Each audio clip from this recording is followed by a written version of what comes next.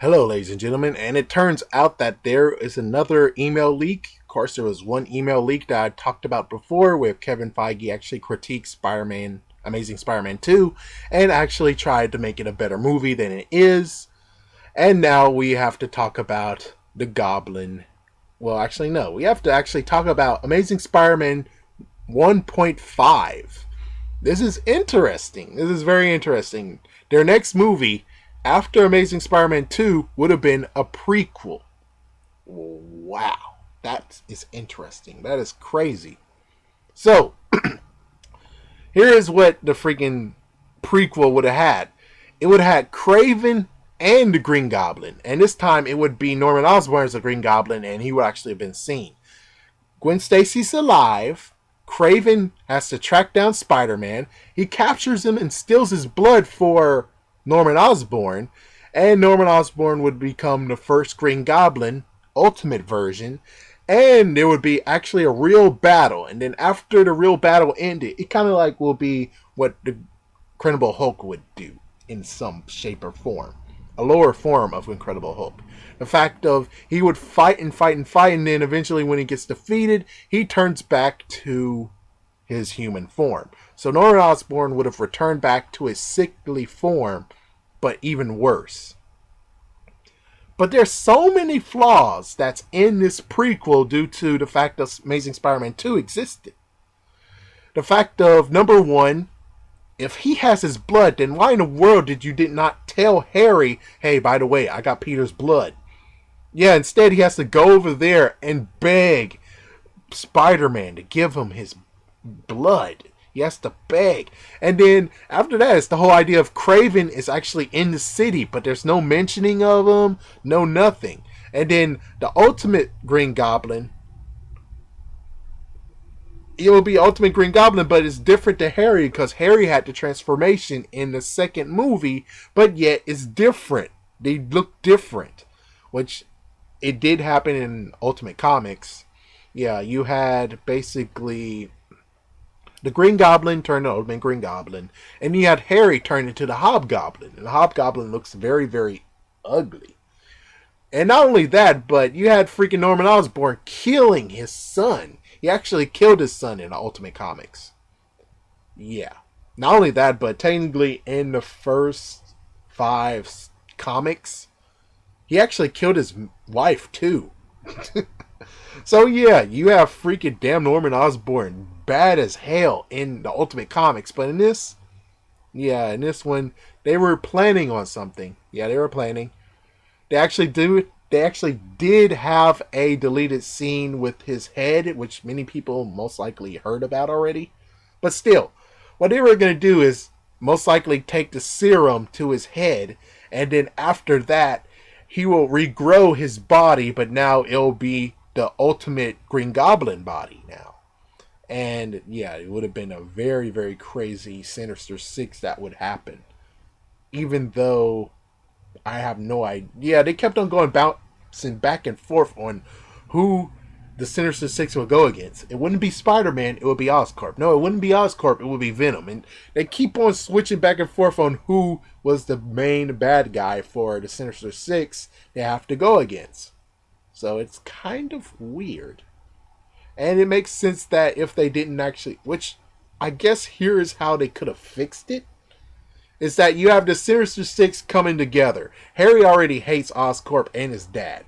So technically, they'll all go against Oscorp, but they'll have to go against the Ultimate Green Goblin.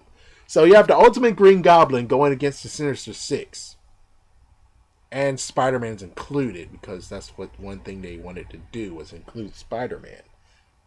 So yeah, that's kind of like what was going on. But here is what really they could have done. Is this could have been Amazing Spider-Man 2. Because does it really make sense that in the kind of movie video game that Kraven did show up? Yeah, they actually had Kraven show up in the video game. And Kraven was maybe his kind of mentor. He was his mentor all the way to the point of finding out that Kraven was training Spider-Man so he can hunt Spider-Man. Yeah, he was gonna hunt down Spider-Man and kill him, but he wanted to be at his maximum peak, kind of like what's going on with the Flash and CW. But yeah, if they would have went with this as Amazing Spider-Man 2, this would actually be very, very interesting.